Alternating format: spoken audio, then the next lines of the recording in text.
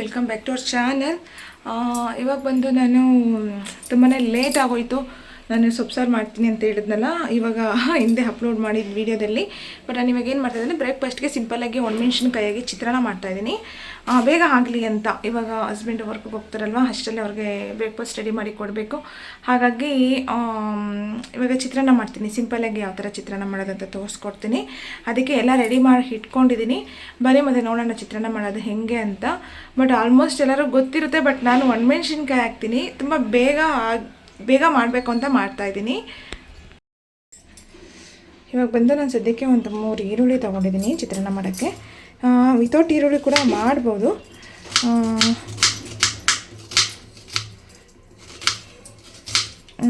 ಈರುಳ್ಳಿನ ಕಟ್ ಮಾಡ್ಕೊತೀನಿ ಫಸ್ಟ್. ನಾನು ಹಸಿಮೆಣಸಿನ್ಕಾಯಿ ಕೂಡ ಯೂಸ್ ಮಾಡ್ಬೋದು. ಬಟ್ ನಾನು ಇವಾಗ ಸದ್ಯಕ್ಕಿಂತ ನಮ್ಮ ಮನೆಗೆ ಏನು ನನ್ನ ಕ್ಲೀನೇ ಮಾಡಿಲ್ಲ, ಮಾಡಬೇಕು ಇವಾಗ. ಫಸ್ಟು ಸ್ವಲ್ಪ ಬ್ರೇಕ್ಫಾಸ್ಟ್ ಎಲ್ಲ ರೆಡಿ ಮಾಡಿಕೊಟ್ಬಿಟ್ಟು ಅಡುಗೆ ಎಲ್ಲ ಪ್ರಿಪೇರ್ ಮಾಡಿ, ಹಾಗಲಕಾಯಿ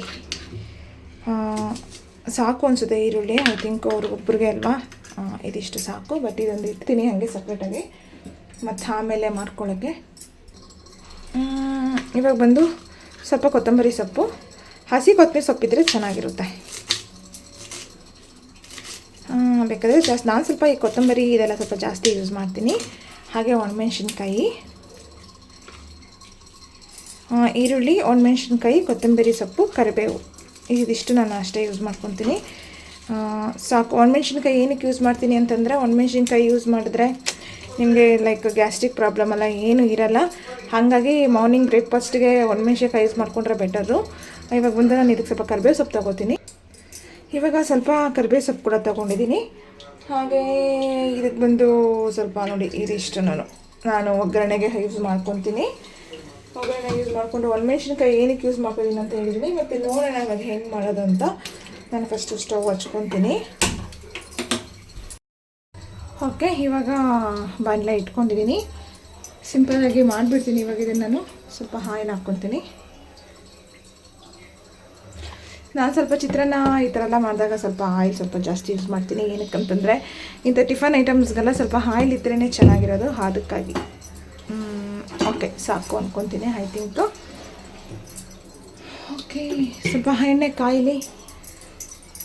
ಆದಷ್ಟು ವೀಡಿಯೋಸ್ ಅಪ್ಲೋಡ್ ಮಾಡೋಕ್ಕೆ ಟ್ರೈ ಮಾಡ್ತಾಯಿದ್ದೀನಿ ಕೂಡ. ನನಗೆ ಟೈಮ್ ಇಲ್ಲ. ಈ ಲೈವೆಲ್ಲ ಮಾಡ್ತಾ ಇರೋದ್ರಿಂದ ಸ್ವಲ್ಪ ಟೈಮು ನನಗೆ ತುಂಬಾ ಶಾರ್ಟೇಜ್ ಆಗ್ತಾಯಿದೆ. ವಾಚ್ ಅವರ್ಸ್ ಬೇರೆ ಕಂಪ್ಲೀಟ್ ಮಾಡಬೇಕು. ಹಾಗಾಗಿ ವೀಡಿಯೋಸ್ ಅಪ್ಲೋಡ್ ಮಾಡೋಕ್ಕಾಗ್ತಾಯಿಲ್ಲ. ಇವತ್ತು ಬಂದು ಸಾಸಿವೆ ಹಾಕ್ಕೊತೀನಿ.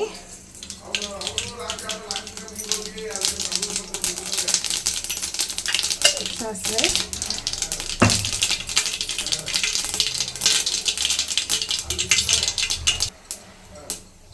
ಆದಮೇಲೆ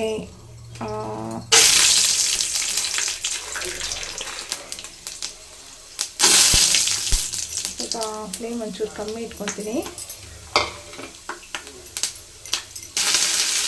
ಇದೆಲ್ಲ ಹಾಕ್ಕೊಂಡು ಫ್ರೈ ಆದಮೇಲೆ ಇವಾಗ ಏನು ನಾನು ಕಟ್ ಮಾಡಿ ಇಟ್ಕೊಂಡಿದ್ನಲ್ಲ ಅದನ್ನೆಲ್ಲ ಹಾಕ್ಕೊಳ್ತಾ ಇದ್ದೀನಿ.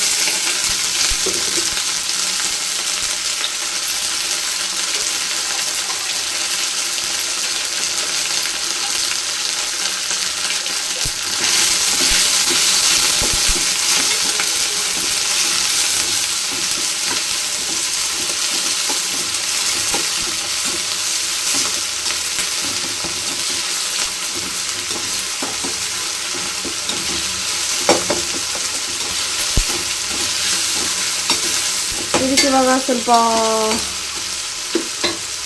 ಉಪ್ಪು ಹಾಕ್ಕೊತೀನಿ ಲೈಟಾಗಿ.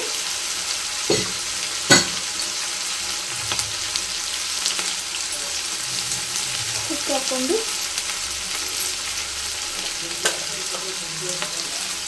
ಮತ್ತು ಚಿಟಿಕೆ ಅರಿಶಿನ ಸಾಕು.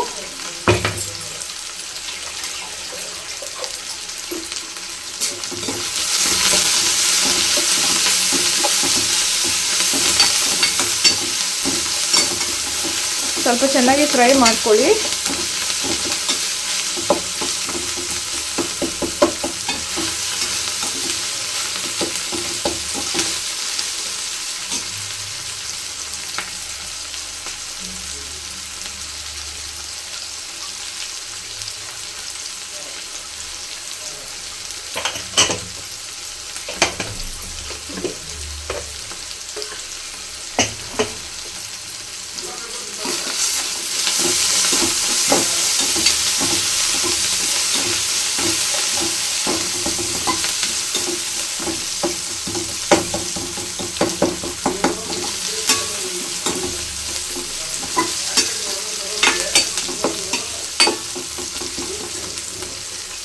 ಇದಿಷ್ಟು ಆದಮೇಲೆ ಇವಾಗ ರೈಸನ್ನ ಹಾಕ್ಕೊತೀನಿ ನಾನು.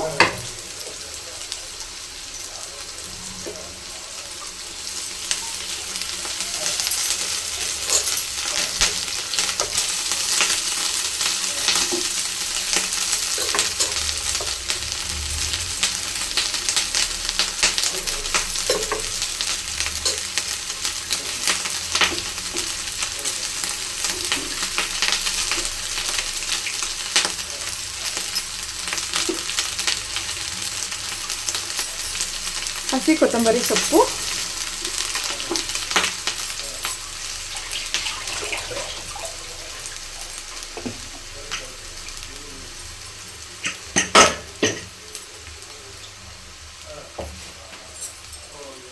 ಸ್ವಲ್ಪ ಸಾಲ್ಟು,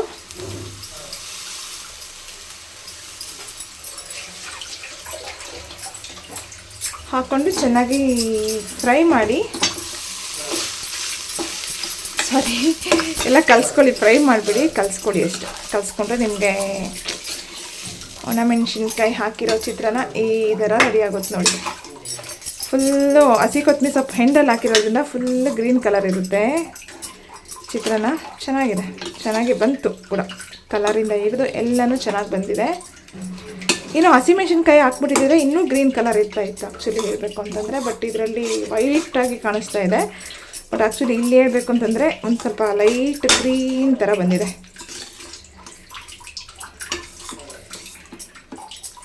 ರೆಡಿ ಆಯಿತು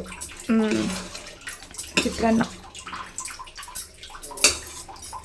ಐ ಹೋಪ್ ನನ್ನ ಈ ಸ್ಮಾಲ್ ಬ್ಲಾಗ್ ನಿಮಗೆ ಇಷ್ಟ ಆಗಿದೆ ಅಂದ್ಕೊತಾ ಇದ್ದೀನಿ.